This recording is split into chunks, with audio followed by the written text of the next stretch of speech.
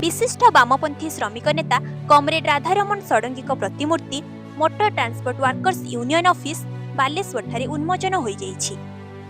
प्रथमे सीआईटीयू राज्य संपादक तथा सर्वभारतीय उपसभापति विष्णु महांती आनुष्ठानिक भावे प्रतिमूर्ति उन्मोचन करथिले। श्रद्धांजलि सभारे कमरेड असित बरण दास सभापतित्व साधारण सभा अनुष्ठित होइथिला।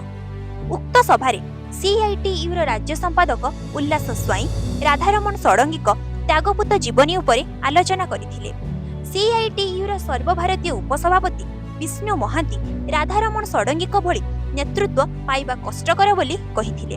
उक्त सभारे पूर्वतन विधायक प्रदीप्त पंडा, सीआईटीयू जिला साधारण संपादक विजय कुमार पात्र, जिला सभापति राजकिशोर लेंका, कृषक सभार राज्य नेता सीतांशु सेनापति, सीपीआईएम जिला संपादक शिशिर हुई, विशिष्ट श्रमिक नेता गौरांग पाणिग्राही, मनोज नायक, सिटू राज्य नेत्री ईशानी षडंगी, भद्रक जिला श्रमिक नेता दिव्य सिंह नायक प्रमुख उपस्थित रही कमरेड राधारमण षडंगी जीवनी उपरे आलोकपात करथिले।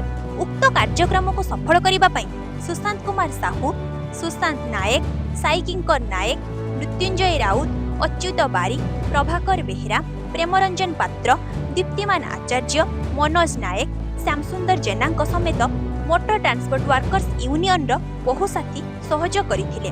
बालेश्वरु पचामीन महाराणा रिपोर्ट, आगामी न्यूज।